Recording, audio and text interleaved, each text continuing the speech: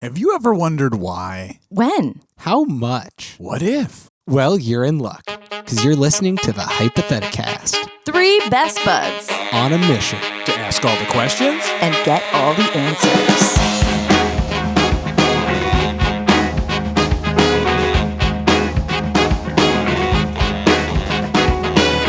I was born with both guns blazing, and I do think I'm amazing. You got the dignity to feel a little about yourself. I don't care what your preacher says. I got my own vicious ways. Only got one commandment and it goes, I'm killing it. I'm killing it. I'm killing it. Hello. Hello, welcome.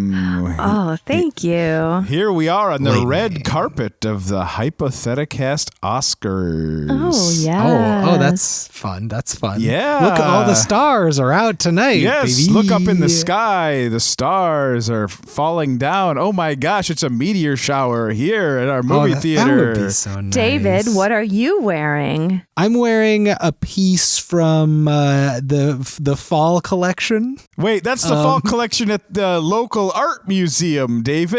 They're not supposed to wear the art from there. It's a painting. No. It's the DVD cover of the movie The Fall by Tarsum Singh. Oh. I'm wearing that. I cut little armholes in it. Beautiful. Very nice. It's a statement. What are you wearing, Mike? Oh, Mike is wearing some snacks. Oh, that's good. That's good. Aren't we all? Just some snacks that I found around town. Ground snacks. That's what it is. Ground snacks, baby. Yeah, I see a bag of Cheez-Its there. Is that half open because you opened it or half open because you found it that way? Both. Oh, wow. That's so exciting. And is that just a single Pringle that's taped to your eye? Or I'm confused about what that is. It's the Pringles are taped for my eyelids. So I get it. It's a statement. It's good. Emily, what are you wearing? I'm wearing this electric blanket from the 2015 collection at Bed Bath & Beyond. Oh, chic and comfortable. I know them. Prestigious designers. Yeah, it's pretty great. It's comfortable. 100% polyester, I guess. Well, let's go into the theater here. There, of course, is no one here. It is just us because we are predicting the 2022 Oscar winners. It's 2021 right now. The Oscars will be coming up soon, I guess. They're still having them for some reason. Yes. I guess you got to have the Oscars, even if no movies came out. I do think that's what they all decided. The Academy sat around and they were like, we have to. I guess we right? have to do it. God damn it. All right, let's do the Oscars. I feel like maybe some of the movies were just made by the Oscar. Like they just decided to make some movies so there were enough movies so they could nominate. Yeah. No, we're going to predict but we're going to look ahead to the next year's Oscars, 2022. And so each of us are going to you're going to choose a genre that you think a movie will win in with our let's see, what's this little machine I found on the street called? The Prognostitron 3000 will give you some titles of possible movies that will win. And then you will choose one of those and describe that movie to us, to the listening audience, so that you can place your bets now on the winners of 2022. Got it. And we're just talking Best Picture, yeah? Best Picture, and then if you think that maybe this movie will win like another award, maybe even they'll come up with a different Oscar category next year. Who knows? Best movie named up by Pixar. And yet Cars 3 won somehow. Yeah, it wins every year. Who would like to predict one of the first Best Picture nominees from next year? Frickin' me. Oh, frickin' Dave. All right. Yeah. So Dave, here's your choices. I'm going to give you a couple genres. We're going to say adventure, children, or drama. And then I also have, there's just a wild card button, which is always available for you if you want. Now, those titles will be way out there. Otherwise, you can choose a genre for the movie. So I'm going to give you adventure, children, or drama. Which genre of movie or wild card do you think will be nominated for Best Picture? Mike, give it to me straight. Yeah. Am I going to have another opportunity to do a movie? Because if I don't, I'm going to regret it for the rest of time if I don't pick Wild Card. Well, I mean, we'll see how long the description goes. So it's hard to know sometimes. I gotta stick with the convention of the show. Let's softball it first. Okay. Let's do children time. Okay, children. Okay, I'm gonna beep bop boop bop beep bop boop bop boop bop boop bop boo. Okay, so your choices for the children's movie, which will be coming out now, these will all be movies coming out within the next year to be nominated. Yep. We have Duck of Dreams, Beautiful, love it, Home of Riddles, and Duck of Nightmares, and Window of the Sun. Ooh, that one sounds good. Window of the Sun actually is a good title. Like, that's kind of cool. I kind of like that one. So that one's out. Duck of Dreams, that title rules, and so does House of Riddles. Home, not just a house of riddles, David, a home of riddles. It's where the riddles live. A home of riddles. Good Lord. I gotta go with Home of Riddles. That's too fun. All right, so Home of Riddles. That's Best Picture nominee next year. What do you think, who are the big name actors in Home of Riddles? Big name actors in Home of Riddles. Well, I think that Forrest Whitaker is there. Okay. For sure. He's gotta be. He's really in this stage of his career where he'll take work as the old person in a kid's movie and be pretty good at it. Is this animated? Yeah, good question. That's a great question. Goosebumps style, yes and no. I think it's real people, but there's a lot of animation going on. Okay. But I'm not going to expand on what is animated and what isn't. Maybe Tom and Jerry style for the more modern fans out there. So Forrest Whitaker will play an animated version of himself and everything else will be live action? Yeah, exactly. And also he will play Tom and Jerry just doing side gags and punching up stuff too. I liked Forrest Whitaker in Jingle Jangle. It was a Christmas That's actually movie what made on me think of Netflix. it. Is he was good in that. And I feel like he could be a great sort of person that exists in a movie called The Home of Riddles. So, okay, tell me, is he playing like a lead acting role or a supporting acting role? He's definitely supporting. He's probably a main supporter. He's one of the main older people in a movie with probably a younger sort of youths on bikes type cast. But he's the wise person that either lives inside the Home of Riddles or maybe knows about it and went in there once or hasn't heard that name in 100 years or, he's that guy. Cool. Give me who are one or two other, big Oscar nominated actors that are going to be in this? Big Oscar nominated assholes is what you were about to say. Definitely. The kid that had the amazing Oscar winning acceptance speech, or was it the Golden Globe acceptance speech this year? What's that kid's name? Alan Kim. From Minari? Oh, yeah. Oh my God, that kid. That kid is incredible. He's so and great. Needs work forever. And he can be like the youngest one, like the one that tags along with the teens. And then one of the teens from Stranger Things is there. I don't know which one. I think that's but like they illegal. have to get one. They all have to be in every movie that has kids now until they are way too old. And even then, they might still get cast as kids because that is sticking with them. So one of them you can pick, and maybe it even changes scene to scene. Finn Wolfhard is there, but then the next scene, Millie Bobby Brown is there, and everyone's like, "Wait, wasn't it this one before?" And they're just credited in the credits as Stranger Things kid. Yeah.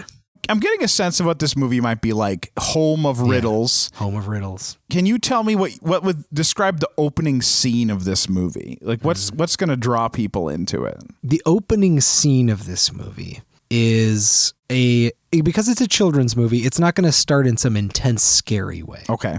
It's going to be classic kid waking up to an alarm clock, smack, waking up, kind of an upbeat song, goes downstairs, eats cereal as they talk to their mom, and gets on a bike and goes to school.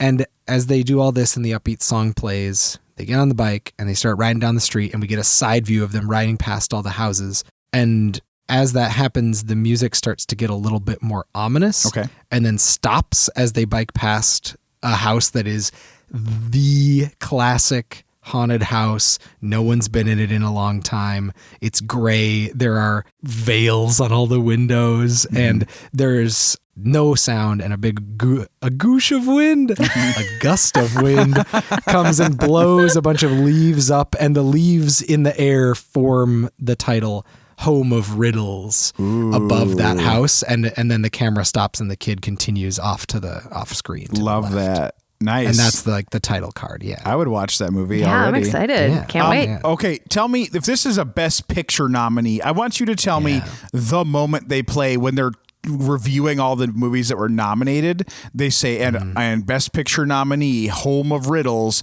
they're going to show this scene. Describe for me this Oscar-winning scene from Home of Riddles. Oh, no.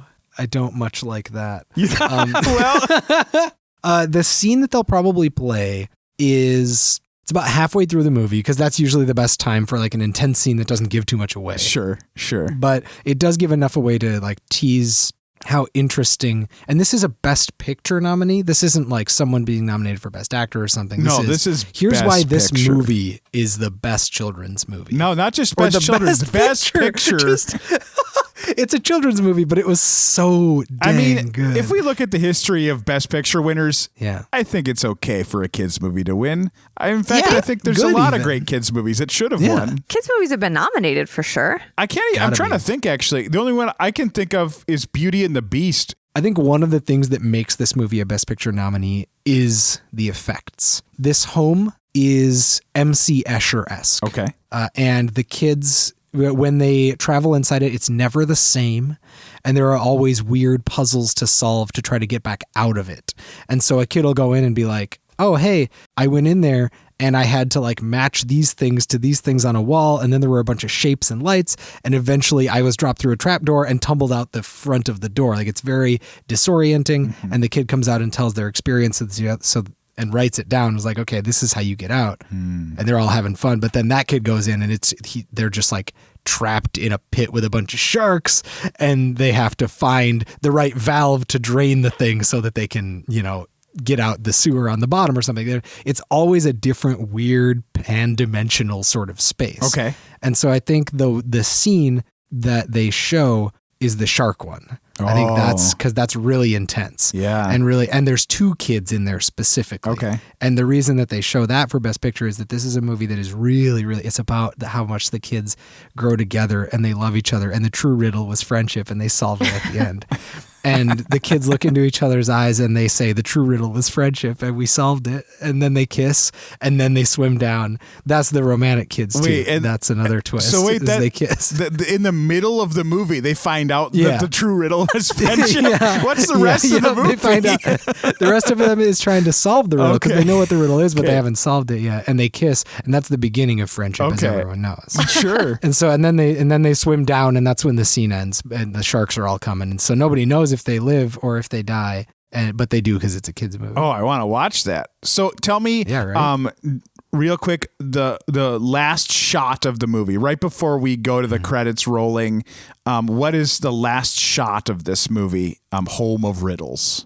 I don't know why, but the last shot of this movie is Forrest Whitaker winking. Oh, yes. Yes. I don't know why. I can't explain it. Maybe it's because he was the mastermind behind it all. Maybe it's because he's a riddle himself. Maybe it's because he's never been kissed. Who knows? But he is winking at that camera, and then the credits roll. Okay. I love it. I think every movie should end with Forrest Whitaker winking. I agree. Absolutely. Okay, well, that's a nominee. That's one nominee. Let's go over to you, Emily. Sounds good. First, I just want to give a fun fact that Beauty and the Beast was nominated in 1991, and then Up and Toy Story 3 were the other two animated movies that have been nominated for Best Picture. Nice. Okay, I'll give you 3 genres, and don't forget the wild card button is still there if you'd like me to press that. But these 3 genres, drama, fantasy, or horror movie.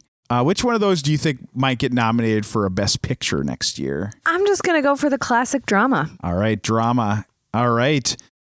Some of these movies that are going to be coming out within this year are Patron with Sins. Patron with Sins. Let's see. With sin. Yes. Would you like that medium, large, and do you want sins with that? Breaking the Minds, or opponent without honor. Oh, God. Ooh. Patron with sins. Breaking the Minds, an opponent without honor. Breaking the Minds is like the alternate title to that Russell Crowe movie about math. Beautiful Mind. No, Breaking the Minds with an E, not minds. Not minds. Breaking the Minds. Yeah. Oh, so that's just an alternate title to The Lord of the Rings, The Fellowship of the Ring. Sure. But it's the Balrog is the protagonist. Mm-hmm. Okay, I'm going to go with Patron with sins. Okay. Yes. All right. Yes. I'm going to also ask you, first, who are the big name actors in this movie? Big name. Michelle Williams. Ooh. Okay. Regina King. Good also. Yes, love her. Danny DeVito. Hate him. They're like the big ones. You know what? I'm going to ask a silly question. Have they ever been in a movie together? Those three? It seems like an unbeatable team. Right. I mean, the casting director was like, I'm going to win a friggin' Oscar for this movie. Danny DeVito really should have been in Watchmen. So, Patron with sins. What's our opening scene? What's the opening scene of Patron with sins? Okay. Opening scene. It's a period movie. So you are looking at a street with like 1950s era cars on it. It's like in a city, but it's not like too terribly busy. It's kind of like big apartment buildings, and there are some people walking down, and you're kind of overhead first, and then you see the camera starts to follow one particular blue car and follows it, and then it parks, and then a bunch of little dogs get out of it, and then a guy gets out with the dogs. Oh, wow. Wow, I'm intrigued. I don't know where this movie's going. Yeah.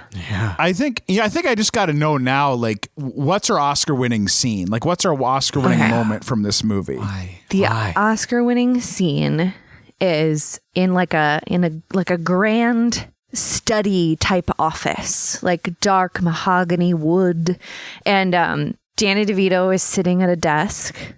His natural habitat. Mm-hmm. And he looks like gruff, and he has a cigar. Nice. And Michelle Williams, that's the white lady I said, right? Yeah, that's the white lady. Michelle Williams is like dressed in like a beautiful little like jewel toned Mad Men style outfit. And she's standing up and speaking like very intensely and softly, and like her consonants are so sharp, and there's like rage, like just barely kept together rage in her voice, and Regina King is watching her with tears in her eyes. Oh my gosh. And Michelle Williams' character says, I wanted to help the dogs. That's what I thought I was doing.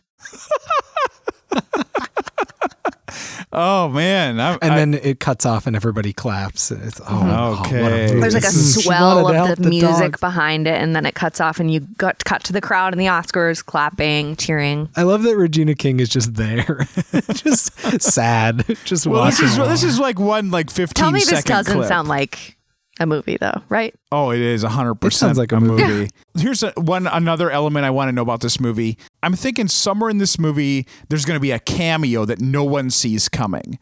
So who plays that cameo, and like what's their general role in this movie? I like this. Okay. The cameo is Lady Gaga. Okay. There's like this kind of like climactic scene where Regina King's character is like standing on the corner of a street at night, and it's raining, and a black car pulls up, and the window slowly rolls down, and it's Lady Gaga, and she says, "Get in, sweetheart." Yes. Oh, That's I a pretty love good it. Cameo. Okay. I love cameos that are someone pulling up in a car and then the window rolling down, because you always know that it's about to be someone fun, and you're like, who's it gonna be though? Especially if she's been shown from behind a couple times already, and like her face is being obscured, and you're like, who is it? She's like, Regina King's character has some dreams where you can sort of like see the outline of a Lady Gaga-esque person, but you can't see the face Gaga clearly. feel. So yeah. Gaga vibes. You're like, is it actually Gaga? One last question. What's the song that plays during the credits? Either original song, or maybe there's a pre-existing song that's used. I'm so glad you asked. Yeah. It is a like jazzy, sexy cover of Who Let the Dogs Out, sung by Lady Gaga. Oh my God. Who Let the Gogs Out? So dramatic. Oh yeah, it's great. I actually want that really bad. Like the fact that isn't a thing makes me mad because I almost just reached for make a new tab, Google search for Lady Gaga, Let the Gogs Out. I'm not even kidding you. I can hear it so clearly in my head. Like I'm thinking about her, like her voice when she sings like rah, rah, rah, ah, ah. And instead she's like, who let the dogs out? Yeah, it fits. It wouldn't even be bad. Yeah. So. I don't know about the verses. I'm a little worried about the verses. I have my concerns about the verses. Don't worry about Gaga. She's going to be fine. Maybe she'll just do the Kids Bop thing and just do the chorus the entire time. Sure. She won't worry about the verses because they're too hard. All right. I think we got time for you both to do another short description. Yeah. Let's do it slightly faster. Yeah. Okay. But this does mean... Oh, David, are you doing the wild card? Oh, buddy. You know I'm mashing that wild card button. Wild slap, card. Slap. Movie Possibilities Oscars 2022. All right. Here are the titles. Battling at Technology. Yeah. All right. Good. Belonging to the Ocean. True. Me. Screams at History. Oh, that one. Ding, ding, ding, ding, ding. I am sprinting. Nay, I am stealing a car and driving it as fast as I can through door number 3. Give me Screams at History. Okay. For $500. All right. Please. Yeah. Who's in Screams at History? Jeff Bridges. Just Jeff Bridges, and it's just him. It's like My Dinner with Andre, except it's just him, and he's an old history professor, and he's reflecting on his life in his office at an Ivy League institution. He's really, nobody takes his classes anymore. His ideas are all outdated, and he's mad at the field. At academia in general. He's disillusioned. It's one of those movies made by an old white man that thinks he's being mistreated by his field. So he makes a movie about a white man that probably drinks and has stubble and is so dramatic and cool and misunderstood. Yeah. It's one of those. It's hard out there for old white men. It's so hard. You can't even say anything to anybody anymore. Oh God. All right. What's the opening scene that kind of sets up this story of the old white man's plight? I think it's a student coming into his office, and it's very quiet. This is the kind of movie that barely has soundtrack, again, because it's an art piece. Uh-huh. And the student comes in, and it's a fixed camera. There's no motion on the camera whatsoever, no zoom or anything. Just a fixed shot from the side of the room where the student is entering. And you just see the guy at the other side of the room at his desk, back to the door. He turns around and looks kind of surprised. And I think sun is coming through a window so that it can be made clear that the office is dusty, that it is not a thing that is very well used. Mm-hmm. And the student comes in, the guy turns around, and there's an intensely long pause, the way that no simulative acting would ever do. But because it's a movie that's supposed to be weird and dramatic, maybe even Charlie Kaufman-esque a little bit. Uh-huh. I think there's that vibe. He just kind of stares at her quizzically, and then the student that entered says oh, sorry, wrong room. And then she closes the door, and then the title card comes up, but it's just a black screen with Courier New that just appears in the lower right corner. It's not even in the middle of the screen. It's just the lower right corner, and it says "Screams at History." Oh God! And it's and you know exactly what kind of movie it's about to be. Yeah. Okay. Insufferable. Okay. All right. Now let's just skip right to that big Oscar-winning moment for Jeff Bridges. I'm assuming he's going to be in this scene. We'll see, I guess. Yeah. Oh, definitely. No, he's not. It's a one-man show, and he's not even in the pivotal scene. Yeah. Oscar-winning moment. Absolutely, is when about 45 minutes, maybe an hour into the movie, lots of action, obviously. And we get to the point where he's drinking, because of course he's drinking whiskey, because, what else would an old white man drink? He pours some, no offense, Tanner, he pours some and stands there holding the glass and slowly clenching his fist. And he's it's vibrating because he's clenching it so hard, and then it smashes in his hand. Oh, no. and it cuts him. and he stands there just looking at it run down his hand. And then he goes and gets gauze, and like he kind of snaps into it, and he goes and gets gauze and wraps it up. And that's all that happens in the Oscar winning scene, and everybody goes wild because his performance is so good, and he just got so into the character. Okay. Can you just give me the song that plays during the credits of this movie? Yeah, Who Let the Dogs Out, covered by Jeff Bridges. Is he doing it as his country singer character from that other movie? He looks into the camera and he spoken word, Who Let the Dogs Out. Oh my God. He looks straight into the camera, and the credits roll on the right of him, so they're not even over his face. And he just tells you the lyrics from Who Let the Dogs Out in his best Jeff Bridges really want to voice. hear him say woof, woof, woof, Woof, woof, woof. Yippee-ki-yay. Great. I'm looking at the lyrics right now. Do you want a little sample? Yeah, just give me your best Jeff. I want as Jeff Bridges in this movie. Mm-hmm. Well, I'm not going to do that. I'm just going to do a dramatic slow reading. Okay. Right. Well, the party was nice. The party was pumping. Yippee-yi-yo. And everybody having a ball. Yippee-yi-yo. I tell the fellas, start the name calling. Yippee-yi-yo. And the girls respond to the call. I heard a woman shout out. Who let the dogs out? Wow.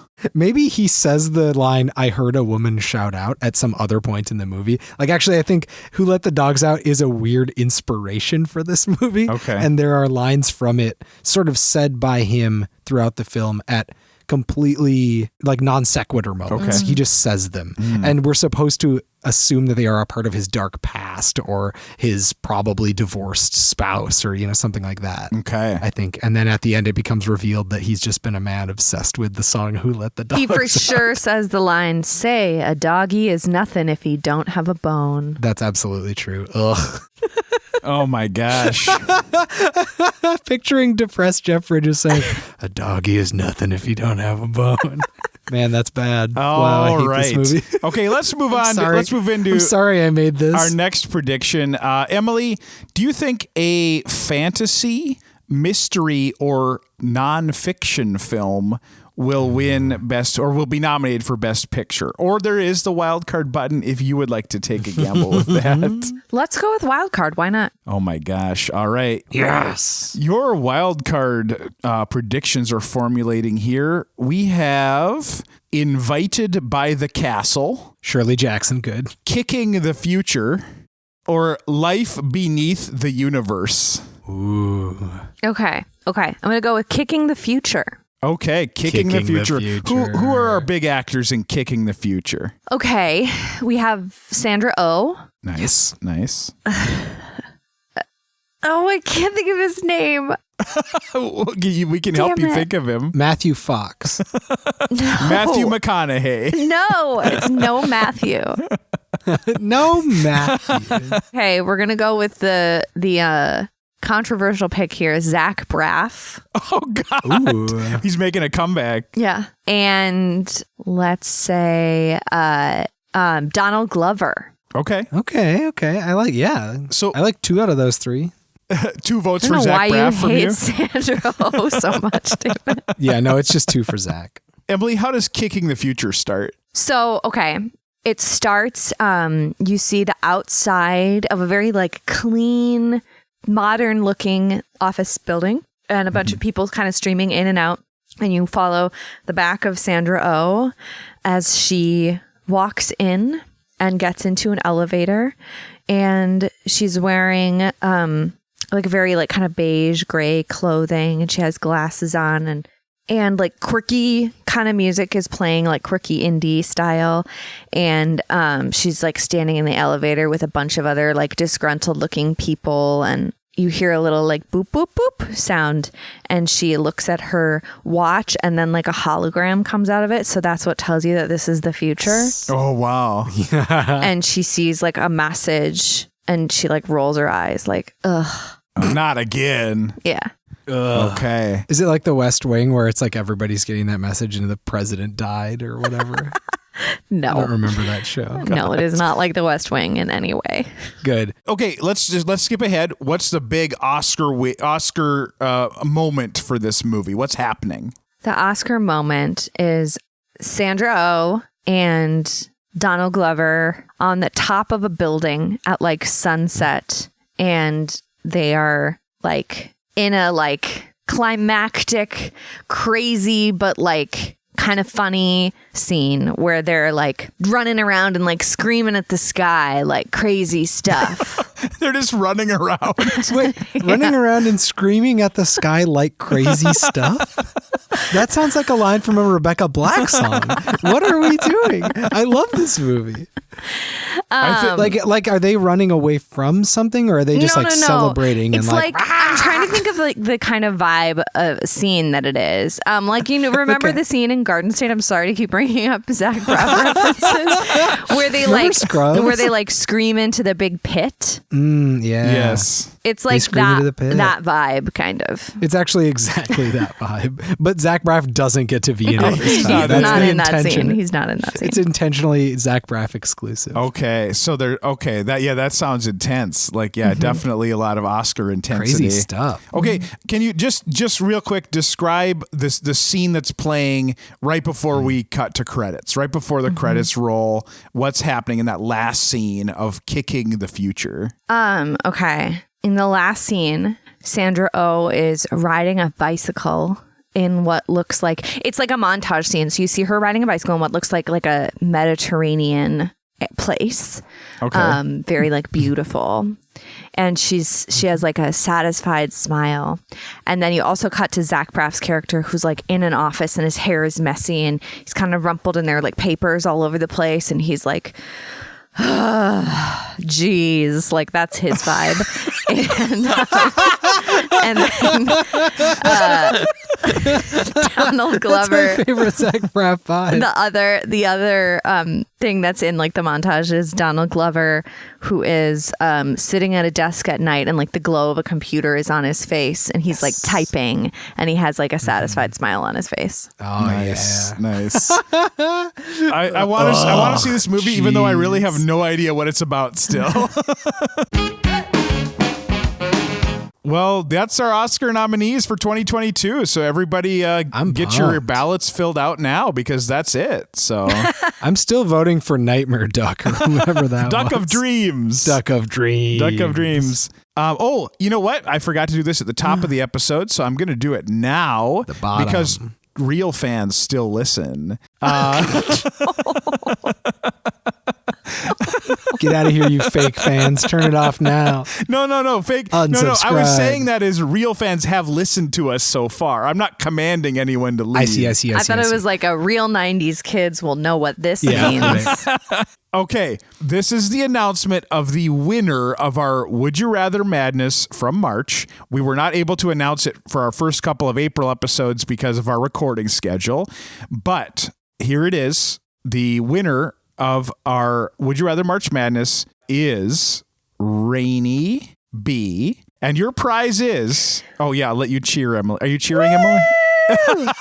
Yeah. Rainey got the most correct answers, mostly because she was the only one to respond to every form that I sent out. So by default, she kind of won, which is still awesome. Thank you for your participation. Your prize that we've been hyping up ever since we began all the madness is you get to choose. So Rainey, would you rather be on an episode of the Hypotheticast? That's right, a real live episode.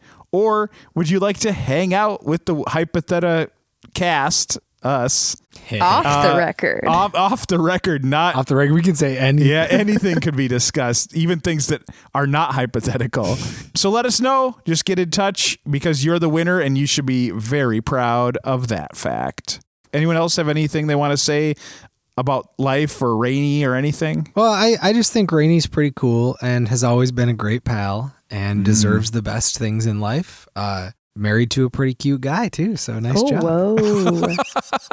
Good. Well, that about wraps up the episode. Thanks for listening to our Oscar predictions. For our last segment, I'm going to give you 3 more titles, and you'll have to choose which one is going to be the actual Best Picture winner for 2022. Good. All right? We're not going to discuss it. Not going to ask any more questions. You're going to tell me, what is the Oscar-winning movie for 2022? Is it Vanish in the Beginning, Losing the King, or Searching for the Maze? Losing the king. Vanish from the beginning. Searching for the maze. Oh no, the Academy's locked. Bye. Well, goodbye, everybody. Bye. Thanks for listening. I'm marching, Theme music by Jaden James and the Hunger. Logo by Christian Hagen. Edited by David Gutchie. If you want more of our hypothetical content, join our Facebook group or like our posts on Twitter or Instagram or give us some stars and a review on iTunes or wherever the heck you get your podcasts. The best one just came up, though. It's called Adopting Myself. That's great. That's so good. That sounds like a real The Kid situation. Yeah, for real. Paging Helen Gutchie.